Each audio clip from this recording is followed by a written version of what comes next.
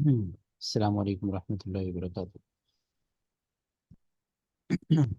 یہ آج سے انشاء اللہ تعالی ہم علم تجوید کے بہت بنیادی احکام و مسائل اور کچھ ضروری جو اصول ہیں ان کو ہم جانیں گے۔ علم تجوید تو ویسے ویسے تو یہ ایک ایسا فن ہے جو پڑھنے سننے سے زیادہ یہ پریکٹس سے تعلق رکھتا ہے، اور کسی ماہر قاری صاحب کے سامنے جو ہے وہ باقاعدہ اپنی تجوید کو درست کیا جانا چاہیے۔ اصل تو اس کا جو ہے وہ طریقہ کار وہی ہے، لیکن کم از کم یعنی جو اس کے بہت ضروری جو احکام و مسائل ہیں ان کا ہمارے علم میں ہونا ضروری ہے۔ اور یہ جو پریکٹس ہے اس کو ہم اپنے طور پر بھی اگر کوئی ایسا کسی قاری صاحب یا ماہر مجود کی براہ راست جو ہے وہ خدمات ہمیں میسر نہ ہوں تو کوئی اپنی یعنی ضرورت کی حد تک ہم استفادہ کر سکتے ہیں جدید وسائل سے۔ یوٹیوب پہ بہت اچھے اچھے قراء کی یعنی ترتیل کے اندر تلاوت موجود ہے، مشق کے لیے، تمرین کے لیے۔ وہ میں انشاءاللہ سبق کے آخر میں ایک دو قراء حضرات کا میں ذکر کر دوں گا، وہ جو ہم پڑھیں تو ساتھ ساتھ جو ہے وہ یوٹیوب سے ان حضرات کو جو ہے وہ سننا وہ بہت مفید رہے گا انشاءاللہ۔ اس کے مطابق ہم اپنا قرآن پاک جو ہے وہ اس کی تلاوت درست کر سکتے ہیں۔ تو علم تجوید ایک بڑا مفصل اور بڑا یعنی اس کے اگر موضوعات کے لحاظ سے دیکھا جائے تو اچھا خاصا تفصیلی علم ہے۔ تو ہم اس کا جو چند موٹی موٹی باتوں کا تذکرہ کریں گے، کوشش کریں گے کہ یہ 4 سے 5 لیکچرز کے اندر اس فن کے جو موٹے موٹے اصول ہیں وہ ہمارے سامنے آ جائے۔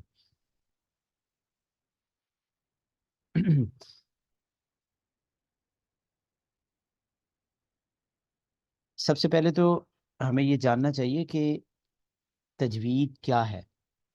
تجوید یہ جودت سے ہے، جودت کہتے ہیں اچھائی کو، اسی سے ہے نا جید، اچھا۔ اور تجوید کہتے ہیں کسی چیز کو اچھا کرنا، یعنی جیسے تحسین کا معنی ہے تقریباً وہی معنی تجوید کا ہے۔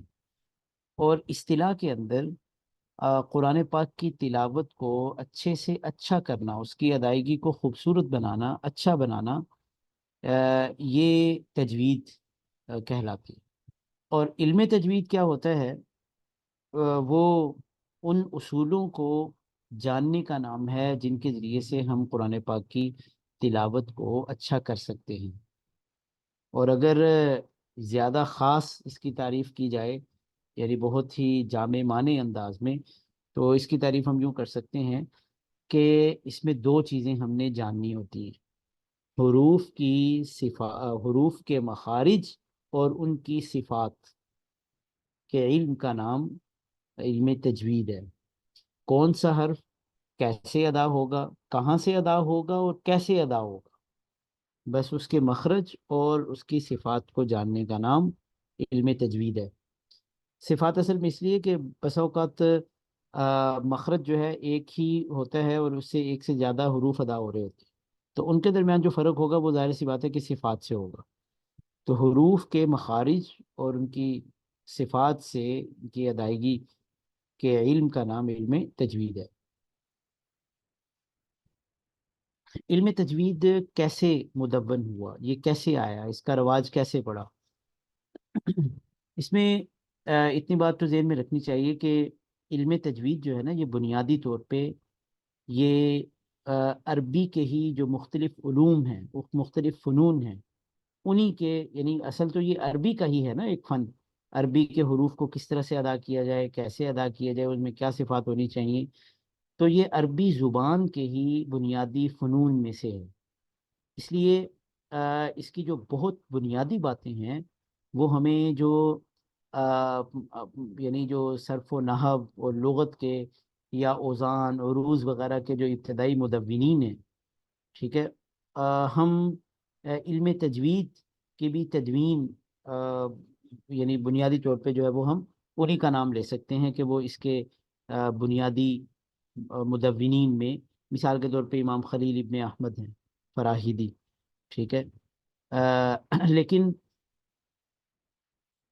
باقاعدہ یعنی جیسے تمام علوم و فنون مثلاً عربی کے میں نے اس لیے کہا عربی زبان کے، جیسے چنانچہ بہت سے ہم قواعد ایسے پڑھتے ہیں نا جو اصل میں ہیں ہی عربی کے، مثلا ادغام کب کرنا ہے، کیسے کرنا ہے، ٹھیک ہے، اور اسی طرح سے آ، یعنی حروف کے جو مخارج ہیں یہ تو باقاعدہ جو طور پہ آپ کو بالکل جو ابتدائی جو امام خلیل ابن احمد وغیرہ کی جو ان کی تحریریں ہیں اس میں حروف کے مخارج کے بارے میں بھی ہمیں بحث ملتی ہے، ٹھیک ہے، اسی طرح حروف قمریہ شمسیہ وغیرہ اس طرح کی یہ بہت سی یہ بحثیں ہیں، یہ ساری کی ساری جو ہے وہ اصل تو عربی کی ہی ہیں، ٹھیک ہے، جو ہم صرف و نحو وغیرہ کے اندر پڑھتے ہیں۔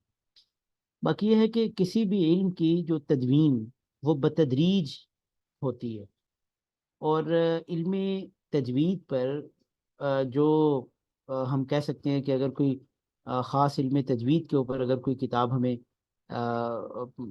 یعنی ملے تو وہ تقریباً کوئی 2 صدیوں کے بعد ابو عبید قاسم ابن سلام کی کتاب القراءات ہے، اور اس میں قراءات کا بھی بیان ہے، اور اس میں انہوں نے تجوید کے بھی اچھے خاصے مسائل جو ہے وہ ڈسکس کیے ہیں۔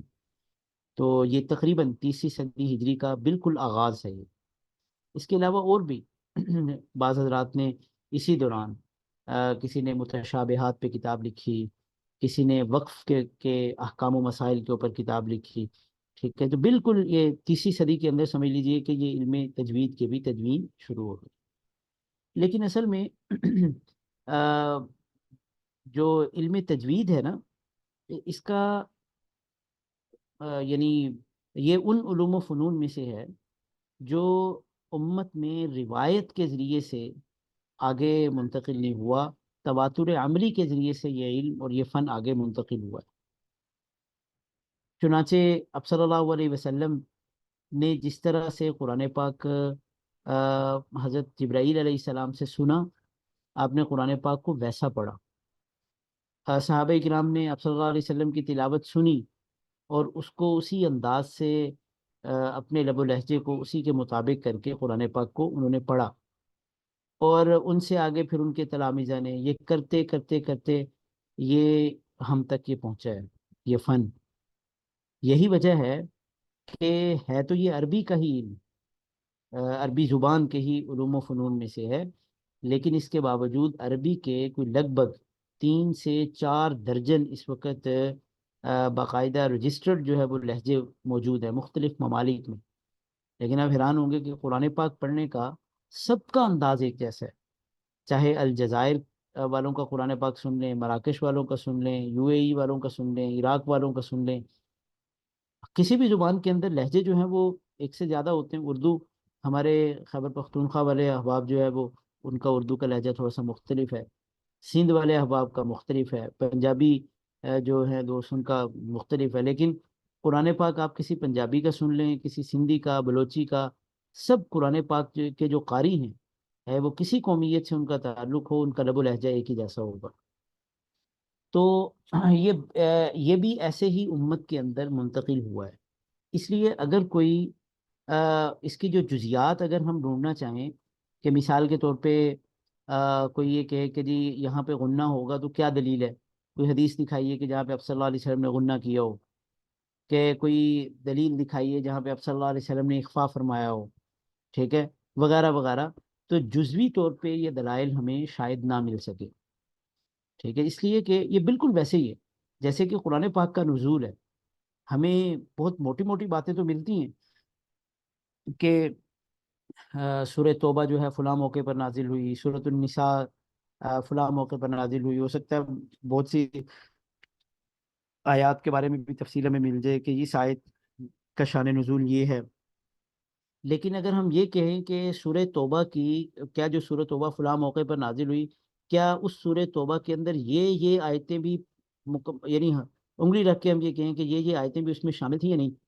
تو اس پہ حدیث ہمیں چاہیے، تو یہ ہمیں نہیں ملے، ٹھیک ہے، اس کی ہم یہی دلیل دیں گے کہ یہ قرآن پاک ایک تواتر کے ذریعے سے امت تک منتقل ہوا ہے، اور اب صورتحال یہ ہے کہ ہمارا اس بات پہ ایمان ہے کہ 2 گتوں کے درمیان جو کچھ لکھا ہوا ہے یہ اسی تواتر کی وجہ سے بالکل اتھینٹک ہے، بالکل ایسے ہی جیسے قرآن پاک منتقل ہوا ہے امت، بالکل ایسے ہی قرآن پاک پڑھنے کا جو انداز ہے وہ بھی آگے منتقل ہوا ہے۔ اس لیے جو ہے وہ یہ میں نے بات اصل میں اس لیے کہی کہ پچھلے دنوں جو ہے وہ کچھ دانشوروں کی ایسی تحریریں نظر سے گزری، خاص طور پہ اہل عرب میں، جو یہ کہتے تھے کہ بس یہ ایسی من گڑت ہی ہے، یہ سارا کچھ اس کی کوئی حقیقت نہیں ہے، جیسے عربی عام ہم بول چال کرتے ہیں قرآن پاک بھی ویسے ہی ہے۔ تو اسی سے بعض لوگوں نے یہ کہا کہ اچھا اگر آپ اس کو عربی کے قواعد سے جوڑتے ہیں تو پھر عربی میں ہم مدیں کیوں نہیں کرتے، غنے کیوں نہیں کرتے؟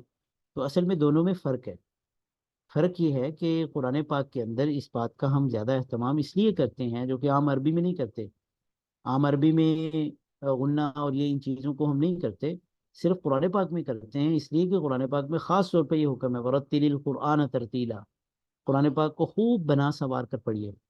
تو اسی کوشش میں ہم اس کے سارے محسنات، ٹھیک ہے، یہ ان کو ادا کرنے کی کوشش کرتے ہیں کہ یہ صفات جو ہے وہ ہماری تلاوت کے اندر آ جائیں۔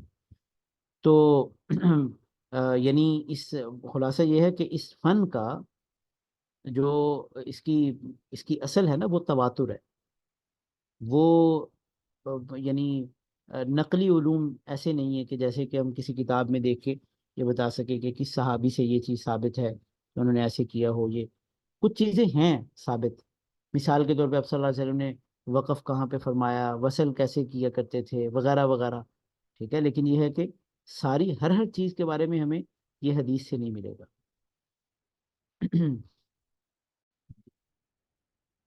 علم تجوید کے بارے میں تو قرآن پاک کا یہ ارشاد جو ہے اس کی اہمیت کو واضح کرتا ہے، ورتل القرآن ترتیلا، کہ قرآن پاک کی صرف تلاوت نہیں کرنی بلکہ خوب بنا سنوار کر پڑھنا ہے۔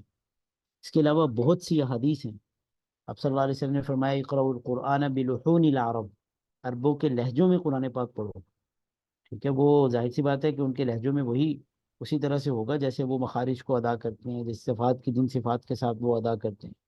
اسی طرح آپ نے فرمایا کہ اللہ تعالیٰ کو یہ پسند ہے کہ اس کا کلام ان یقرأ القرآن کما انزل، اس طرح سے پڑھا جائے اس کا کلام جس طرح سے یہ نازل ہوا ہے۔ تو ان ساری چیزوں کی کے پیش نظر، ان دلائل کے پیش نظر علماء کی رائے یہ ہے کہ کم از کم اتنی تجوید جس سے حروف کی ادائیگی درست ہو سکے، یہ ہر ایک کے لیے فرض ہے۔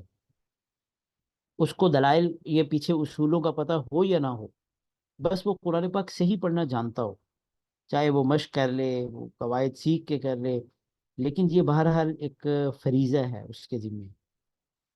تو باقی یہ ہے کہ اس کو اس علم کے اندر مزید مہارت کے ساتھ ساتھ اس میں وہ جتنی مرضی چاہے وہ اس کو اپنے قرآن پاک کو سنوارے، لیکن یہ ہے کہ کم از کم اتنی ادائیگی جو ہے وہ فرض۔ علم تجوید میں بنیادی طور پہ بات کن چیزوں سے متعلق ہوتی ہے، اس کے اہم موضوعات کیا ہیں؟ ایک تو حروف کے مخارج ہم جانیں گے، کون سا حرف کہاں سے ادا ہوتا ہے، وہ اس کا حرف اس حرف کا مخرج کہلاتا ہے۔ اور اس کے بعد حروف کی صفات، کہ ان کی ادائیگی کے وقت کس قسم کی صفات ان کے اندر ہونی چاہیے، حرف کو کیسے ادا کیا جانا چاہیے۔ اور اسی طرح سے وقف اور وصل کے احکام، کہ وقف کہاں کیا جائے، کیسے کیا جائے، اگر کر لیا جائے تو پھر ملانا کہاں سے ہے اور کس طرح سے ملانا، ٹھیک ہے نا۔ یہ جو یہ تیسرا نقطہ جو ہے نا، یہ ہمارے ہاں جو اجمیوں کی جو فن تجوید پر لکھی ہوئی کتابیں ہیں، یہ اس میں بہت مختصر ہو گیا ہے۔ اس کی وجہ یہ ہے کہ ہمیں معنی کے ساتھ کوئی بہت زیادہ مناسبت نہیں ہوتی، اس لیے ان کو یہ بتانا کہ یہاں تمہیں وقف کرنا چاہیے یہاں نہیں، ٹھیک ہے، یہ خواہ مخواہ کی ان کے لیے یعنی سردردی ہے۔ اس لیے ان کو تو سیدھا سیدھا یہ صرف یہ والا جو پورشن ہے یہ محدود ہو کے رموز کی پہچان تک رہ جاتا ہے، کہ تا جہاں پہ ہو وہاں پہ آپ کو کیا کرنا چاہیے، لام جہاں پہ ہو کیا کرنا چاہیے، وغیرہ وغیرہ، سکتے کے کیا، بس موٹی موٹی بات ہے۔ لیکن یہ جو اصل جو علم تجوید ہے اس کے اندر یہ ایک اتنی بڑی یہ بحث ہے اور اتنا بڑا پورشن ہے کہ اس کے اوپر جو ہے وہ الگ سے بہت سی کتب لکھی گئی. میں ایک منٹ ذرا رکیے، میں نا آپ کو ایک منٹ.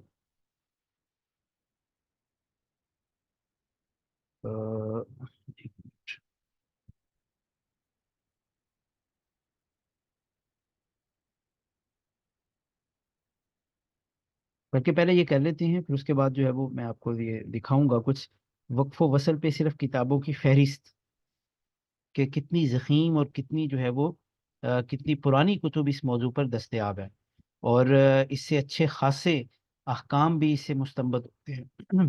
یہاں وقف کرنا جائز ہے یا ناجائز ہے، اس یہاں وقف کر لینے سے حکم میں کیا تبدیلی آئے گی، ٹھیک ہے، وغیرہ وغیرہ. یہ ساری باتیں جو ہے وہ وقف و وصل سے متعلق ہیں، اور اس پہ اچھا خاصا جو ہے وہ تحقیقی کام بھی ہوا ہے. پی ایچ ڈی لیول کے بعض رسائل وغیرہ بھی لکھے گئے ہیں. اور چوتھے نمبر پہ جو چیز ہم نے جاننی ہوتی ہے فن تجوید کے اندر، وہ تلاوت کے آداب ہیں.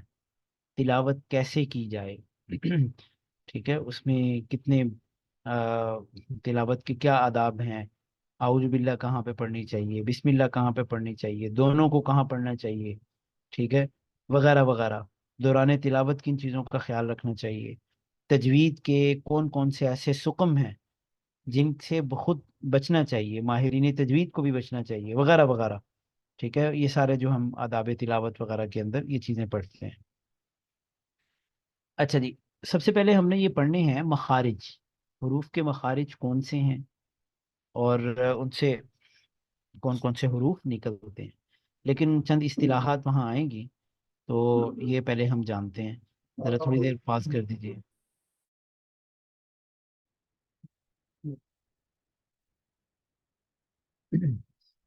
تو مخارج پڑھنے سے پہلے چند اصطلاحات جو ہے وہ اس کو ذرا دیکھ لیجیے جو مخارج کے اس میں آئیں گی. ایک تو ہے جوف دہن. جوف دہن سے مراد یہ ہوتا ہے کہ منہ کا جو خلا، یعنی کوئی زبان یا دانت وغیرہ اس کے اندر شامل نہیں ہے، صرف منہ کے خلا سے بعض حروف ادا ہوتے ہیں، تو اس مخرج کو جوف دہن کہا جاتا ہے. اجزائے لسان، انسان کی یہ جو زبان ہے اس کے تین حصے: رأس، طرف، حافہ.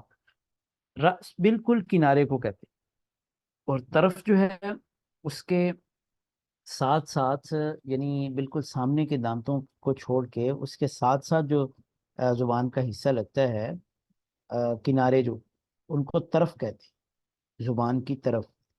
اور اس سے جو پیچھے والا حصہ ہے جو داڑھوں کے ساتھ لگ رہا ہے، جو ہماری گالوں کے بالکل محاذات میں، ٹھیک ہے، اس کو حافہ یا زبان کی کروٹ کہا جاتا ہے. حلق کے بھی تین حصے ہیں: ایک ادنا، ایک وسط، اور ایک اقصی. ادنا جو بالکل منہ کے قریب ہوتا ہے، اور پھر اس کے بعد نیچے والا وسط، اور پھر جو سینے کے قریب ہوتا ہے یہ اقصی حلق کہلاتا ہے. لحات کہتے ہیں کوے کو، وہ جو گوشت کا ایک ٹکڑا لٹکا ہوا ہے، گلا اگر کھول کے دیکھیں تو. شفتین، ہونٹوں کو کہتے ہیں، شفا ہونٹ کو، شفتین دو ہونٹ. ان کی بعض حروف جو ہے وہ ہونٹوں سے ادا ہوتے ہیں. کسی میں ہونٹوں کو گول کرتے ہیں ہم، ٹھیک ہے، کسی میں ہونٹوں کو ملا لیتے ہیں. تو انضمام، اطباق وغیرہ وہ آگے چل کے یہ صفات آ رہی ہیں، تو ان کے ذریعے سے یہ مخارج، یعنی ان سے وہ حروف نکلیں گے. خیشوم، ناک کا بانسا، ٹھیک ہے، یہ اس میں سے بھی حرف کی ادائیگی ہوتی ہے. تو یہ ناک کا جو بانسا ہے، تو آج تو میری ساری آوازیں تقریباً خشوم سے نکل رہی کیونکہ میں تھوڑا سا زکام ہوا ہے. اچھا، دانتوں کے اب آگے ذرا نام دیکھ لیجئے. یہ 6 طرح کی یہ اصطلاحات ہیں. تین نام دانتوں کے ہیں اور تین داڑوں کے ہیں. دانتوں کے جو نام ہیں ان میں ہے ثنایا، پھر رباعی، پھر انیاب. ٹھیک ہے، بالکل شروع والے ثنایا ہیں، پھر آگے ایک ایک دانت ان کے ساتھ جو ٹوٹل منہ میں 4 دانت ہوتے ہیں یہ رباعی ہیں. اور اس کے بعد آگے جو نکیلا ایک ایک دانت ہوتا ہے اوپر نیچے، یہ 4 دانت، یہ انیاب ہیں. اور آگے پھر یہ داڑیں شروع ہو جاتی ہیں، ٹھیک ہے اور ان میں سے جو بالکل شروع میں ایک ایک داڑ ہے، یعنی نوکیلے دانت کے ساتھ ہی بالکل، جو کہ ہنستے ہوئے بھی نمایاں ہوتے ہیں یہ والے یہاں تک دانت، تو اس کو زواحق کہتے ہیں، یہ چار ہوتے ہیں۔ باقی آگے نہیں سوری، یہ تین ہوتی ہیں زواحق، تین تین ہیں، تین اوپر تین نیچے، ٹھیک ہے، دائیں بائیں۔ اور طواحن جو ہیں اس سے اگلی تین داڑیں، ٹھیک ہے۔ اور آ، یہ والی جو داڑیں ہیں، نہیں زواحق جو ہیں وہ تو ایک ایک ہے، اور پھر طواحن جو ہیں یہ تین ہیں، ٹھیک ہے، جن سے ہم پیستے ہیں منہ کے اندر کوئی چیز جو ہے وہ، تو ان کو تین تین یہ اوپر نیچے دائیں بائیں، یہ ٹوٹل 12 داڑیں بن جائیں گی۔ نواجز بالکل آخری داڑ جس کو ہم عقل داڑ کہتے ہیں، اوپر نیچے دائیں بائیں، یہ چار داڑیں۔ یہ تھوڑا سا نقشہ ہے اس کا بنا ہوا۔ ثنایا سامنے والے دانت ہیں، دو اوپر دو نیچے، جن کے اوپر ایک ایک لکھا ہوا ہے۔ ان کے ساتھ والے جو ہیں یہ رباعیہ، اس کی جمع رباعی، ٹھیک ہے، جس پہ دو دو لکھا ہوا ہے، دو اوپر ہوں گے دو نیچے، چار یہ ہو گئے، ٹھیک ہے۔ اور پھر تین تین جس پہ لکھا ہوا یہ ناب، یہ نوکیلا دانت ہوتا ہے، ٹھیک ہے، نوک شاید اس نے اوپر کی طرف بنائی ہے، تو نوکیلے دانت کو اسی وجہ سے آپ نے وہ اصطلاح شاید سنی ہو کہ زیناب کا شکار جو ہے وہ، یعنی اس کو کھانا جو ہے وہ جائز نہیں ہوتا۔ پرندوں میں زیناب، اپنا درندوں میں، اور پرندوں کے اندر ذی مخلب، ٹھیک ہے، جو پنجے سے آ، کھاتے ہیں، تو ان کا تو وہ چونکہ جو درندے ہوتے ہیں ان کے سارے دانت ہی نوکیلے ہوتے ہیں، اس لیے ان کو ذی ناب کہتے ہیں، تو ناب جو نوکیلا دانت ہے۔ اور اس کے بعد ایک ایک داڑ اوپر نیچے جس کے اوپر چار لکھا ہوا ہے، یہ ضاحکہ، اس کی جمع زواحق، یہ چار داڑیں ہوتی ہیں ٹوٹل۔ اور پھر اس کے بعد آگے تین یہ جو داڑیں ہیں یہ طواحن ہیں، اور آخر میں پھر نواجز۔ زبان کا دیکھ لیجئے، یہ نوک، اور اس کے ساتھ یہ والا جو حصہ ہے یہ والا، یہ طرف لسان، اور یہاں سے آگے یہ حافہ لسان ہے، یہ والا، اور یہ درمیان جو حصہ ہے اس کا یہاں تک یہ سارا، اس کو وسط لسان کہا جاتا ہے۔ باقی یہ کہ یہ منہ کا یہ حصہ یہ جوف کہلاتا ہے، یہ لحاظ ہے۔ یہ تصویر جو ہے وہ جمال القرآن مفتی مولانا اشرف علی تھانوی رحمۃ اللہ علیہ کی جو کتاب ہے، یہ تصویر وہاں سے لی گئی۔ حروف کے مخارج ٹوٹل 17 ہیں، حروف کی تعداد 29 ہے، مخارج 17 ہے، تو لازمی بات ہے کہ بعض ایسے بھی مخارج ہوں گے جن سے ایک سے زیادہ حروف کی ادائیگی ہوتی ہو، اور ایسے بھی حروف ہیں جو ایک ہی مخرج سے ایک سے زیادہ نکلتے ہیں، تو آگے ان کی ہم تفصیل دیکھتے ہیں۔ اچھا، مخرج کو پہچاننا کیسے ہمیں؟ اس میں زیادہ تر جو حروف ہیں ان کے مخرج کی پہچان کا طریقہ یہ ہے کہ اگر ان سے پہلے ہم حمزہ زبر لگا دیں اور ان حروف کو ہم ساکن کر دیں، تو ایگزیکٹ جو ہے وہ حرف اپنے مخرج سے ادا ہوگا۔ حرکت کی حالت میں حرف کی ادائیگی اپنے مخرج سے واضح نہیں ہوتی، سوائے چند حروف کے، مثلا واؤ جو ہے وہ متحرک ہونے کی حالت میں اس کا مخرج ہم نے پڑھنا ہے، ٹھیک ہے، کیونکہ اگر وہ ساکن ہوگی تو وہ جوف دہن وغیرہ یا کسی اور جگہ سے ادا ہوگی، لیکن اگر وہ متحرک ہوگی تو اس کا ہم نے مخرج دیکھنا ہے کہ وہ کہاں سے ادا ہوتی ہے۔ لیکن زیادہ تر جو حروف ہیں ان کو جب ہم ساکن کریں گے، یعنی مثلا وہ قاعدے کے اندر نہیں ایک تختی پڑھتے ہیں، حمزہ با زبر اب، حمزہ جین زبر اج، ٹھیک ہے، حمزہ زا زبر از، یہ جو ہے نا از، یہ بتائے گا زا کا مخرج کیا ہے، یہ بتائے گا سین کا مخرج کیا ہے، اس، ٹھیک ہے، اس، ات، اب وغیرہ، ان کے مخارج کیا ہے، تو اس کو ساکن کر کے ہم ایگزیکٹ اس کے مخرج کی شناخت کر سکتے ہیں۔ اب ذرا تفصیل اس کی دیکھ لیجئے۔ پہلا مخرج جو ہے نا یہ جوف دہن ہے، یہ حروف مدہ کا مخرج ہے، ٹھیک ہے، منہ کا خالی حصہ جو ہوتا ہے، اس سے تین حروف ادا ہوتے ہیں، الف، واو، یا۔ جب یہ تینوں حروف مدہ حالت میں ہوں، مدہ کا مطلب یہ ہے کہ جن سے ماقبل حرکت ان کے موافق ہو، جیسے مثال کے طور پہ مالکی، ٹھیک ہے، مالکی، یہ جو الف ہے نا آ، ہا، یہ جو آ کرنے سے بھی پہلے حمزہ ادا ہو رہا ہے، لیکن اس کے بعد جو ہے نا وہ جب یہ جو ساؤنڈ نکل رہی ہے، یہ جوف دہن سے نکل رہی ہے، اعوذ، رو یہ والی جو آواز ہے یہ جوف دہن سے نکل رہی ہے. اسی طرح سے رحیم، یہ یا ساکن سے پہلے زیر ہے، یہ مدہ یا ہو جائے گی، اور اس کا مخرج جوف دہن ہے. یہ پہلا مخرج ہے. اچھا جی، دوسرا، تیسرا اور چوتھا، تین مخارج، ان کی تفصیل ہم اکٹھے پڑھ رہے ہیں. معذرت کے ساتھ یہ بغیر اس کے داڑھی کے ہے، ورنہ پھر وہ مخارج نظر نہیں آنے تھے. وہ داڑھی کے پیچھے چھپ جانے تھے مخارج. تو یہ تین مخارج ہیں، اور ان سے 6 حروف نکلتے ہیں، اور ان کو ہم نے اسی طرح سے زبانی یاد کرنا ہے.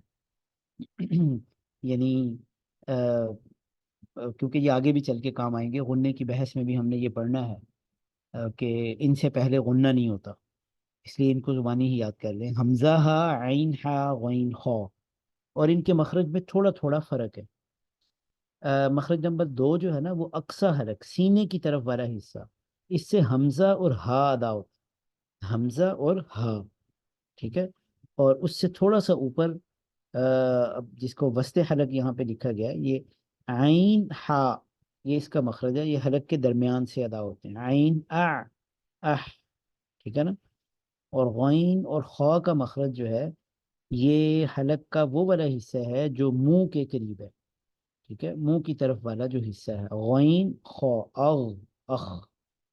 ٹھیک ہے نا، کر کے دیکھیے ذرا. تو یہ یہیں سے نکلتا ہے، جو حلق کا بالکل ابتدائی حصہ ہوتا ہے.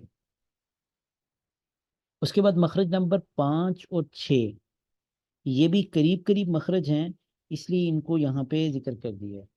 یہ حروف لہاتیہ کا مخرج ہے.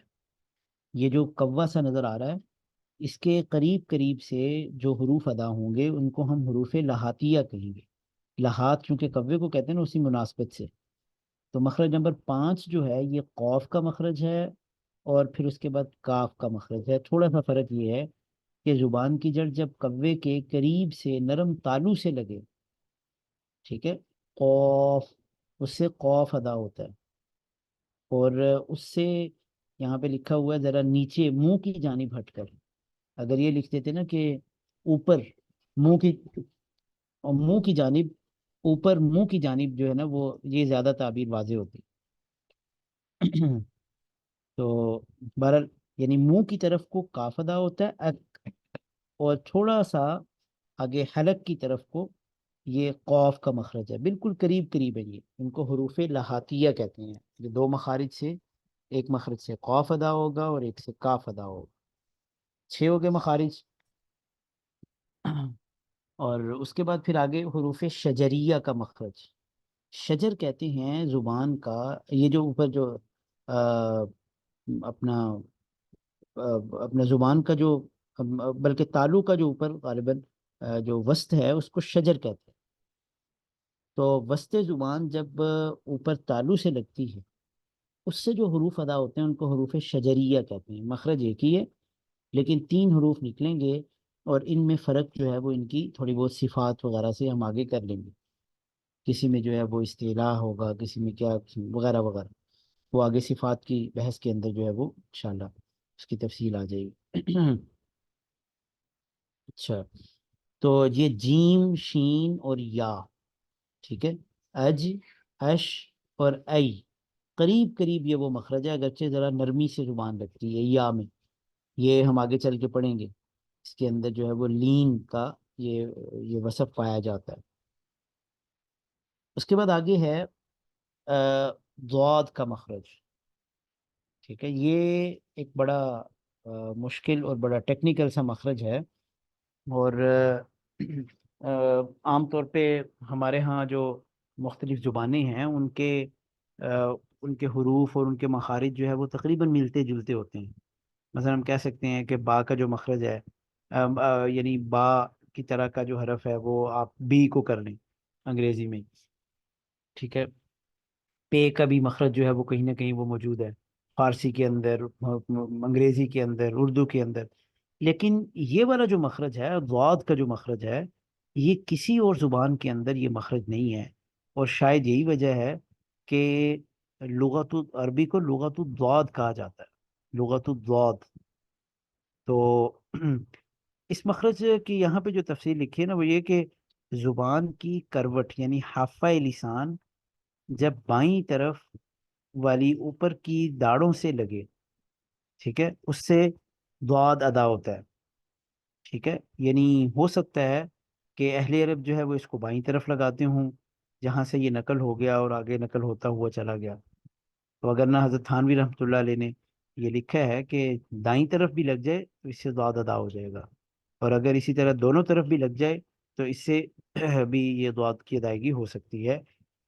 اور یہ تقریباً دال اور زوا، توئیں زوئیں والا جو زوا ہے، زوا زوا والا، اس کے بین بین اس کا مخرج ہے. پھر زیادہ قریب کس کے ہے؟ بعض احباب کی رائے یہ ہے کہ، بعض حضرات کی رائے یہ ہے کہ یہ دال کے زیادہ قریب ہے، اور بعض کی رائے یہ ہے جیسے حضرت تھانوی رحمۃ اللہ علیہ اور اسی طرح علامہ جزری رحمہ اللہ تعالیٰ، ان کی رائے یہ ہے کہ یہ زوا کے زیادہ قریب ہے، کیونکہ صفات میں اشتراک زیادہ اس کا دال کی بجائے زوا کے ساتھ ہے. لیکن بہرحال نہ یہ پورے طور پہ وا ہے نہ پورے طور پہ دال ہے، بلکہ یہ یوں ہے ضاد ضاد. ٹھیک ہے، جو ہم نے اس کی مشق وغیرہ کی تجوید میں، اللہ تعالیٰ غریق رحمت فرمائے. میرے استاد تھے دارالعلوم کراچی کے، وہ فوت ہو گئے، قاری عبد الملک صاحب رحمہ اللہ. تو ان سے ہم نے 2004 میں تجوید باقاعدہ ان سے تجوید پڑھی تھی. پورا سال ہمارا ایک ایک گھنٹہ جو ہے وہ تجوید کا ہوا کرتا تھا، ایک سبق. تو قرآن پاک کا بھی الحمد للہ ان کا کافی حصہ ان کو سنایا، اور قواعد وغیرہ بھی پڑھے. تو ان سے جو سیکھا ہے وہ یہ کہ اس کو ضاد ضاد، ٹھیک ہے، نہ پورے طور پہ زواد کہنا ہے نہ دواد کہنا ہے. لیکن بہرحال یہ ایک مشکل مخرج ہے، اس میں بہت زیادہ مبالغہ بھی نہیں ہونا چاہیے کہ ہم عوام الناس کو بھی ان بہت باریک چیزوں کے اندر الجھا کر.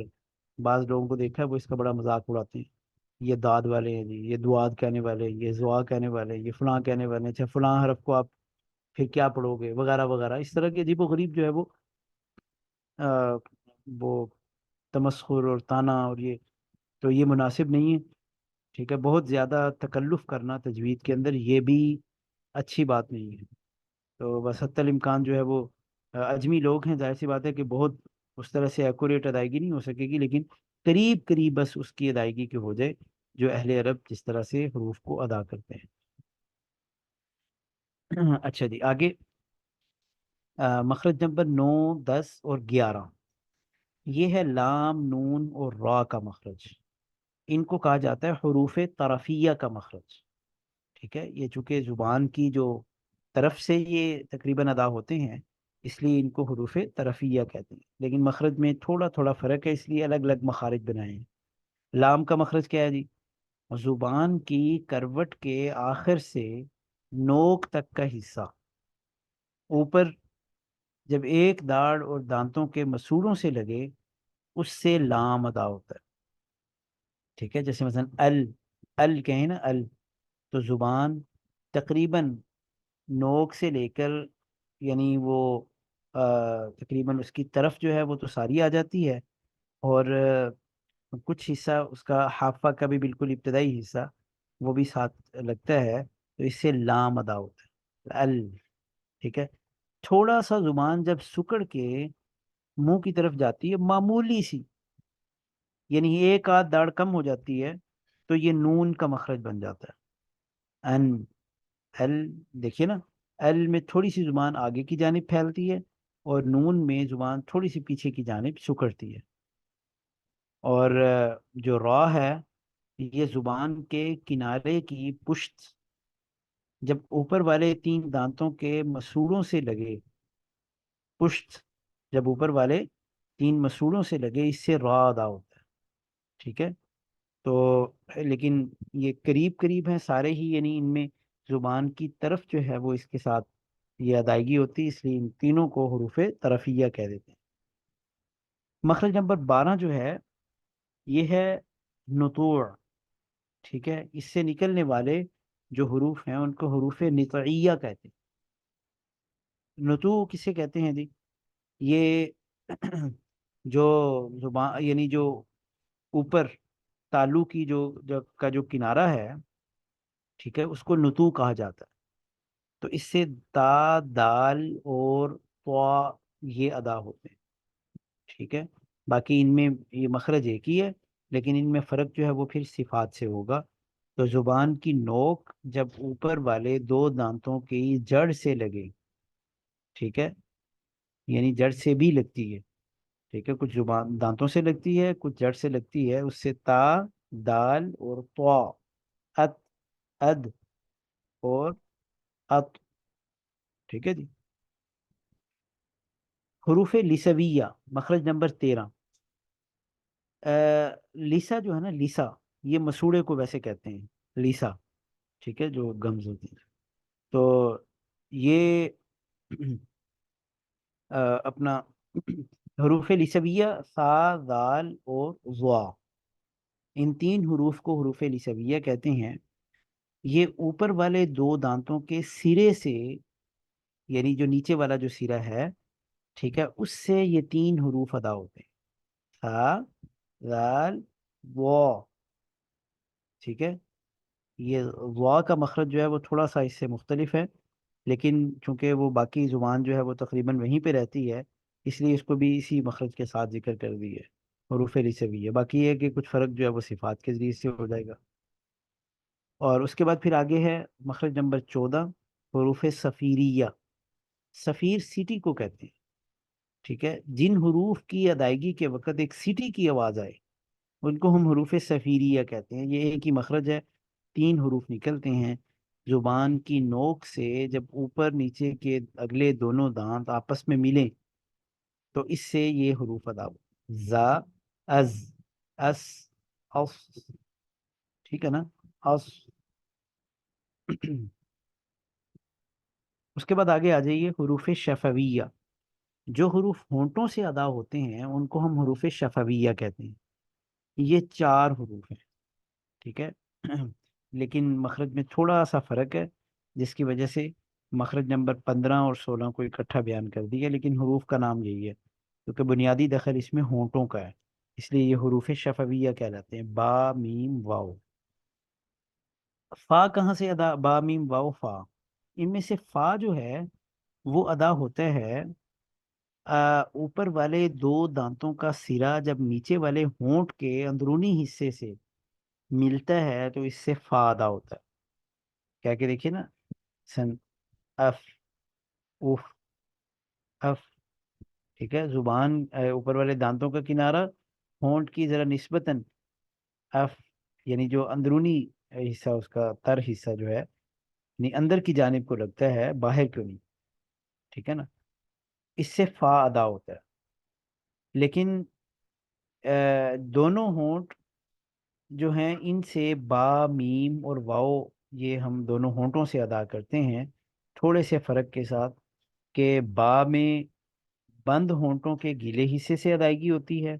اب ہونٹ بالکل مل جاتے ہیں، ٹھیک ہے، اس مل جانے کو اطباق کہتے ہیں.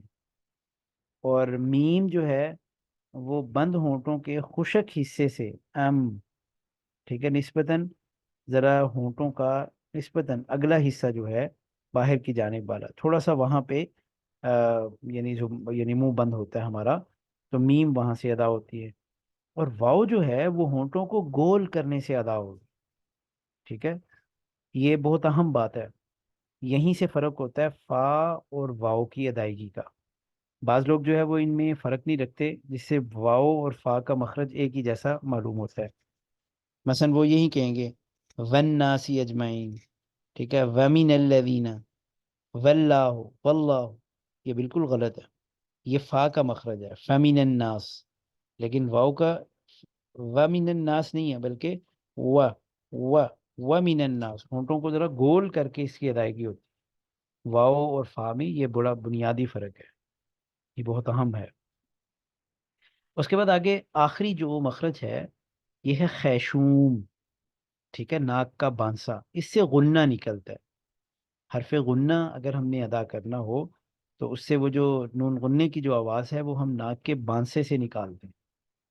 ٹھیک ہے، تو تھوڑی دیر کے لیے آواز کو ناک میں ٹھہرا کر، اور گنگنی سی آواز، ہے نا، کنواں، جیسے ہم کہتے ہیں کنواں، اسی طرح کی عربی کے اندر بہت سے مقامات پہ غنہ ہوتا ہے، ٹھیک ہے، انذرتہم، ٹھیک ہے، تو اس کو یہ ناک کے بانسے میں ہم آواز لے کر جاتے ہیں۔ باقی یہ کہاں پہ ہوتا ہے، یہاں انہوں نے لکھ دیا نون اور میم اور ڈبل حرکت والے حرف پر ہوتا ہے، لیکن اس کی تفسیر انشاءاللہ تعالی آگے چل کے ہم پڑھیں گے۔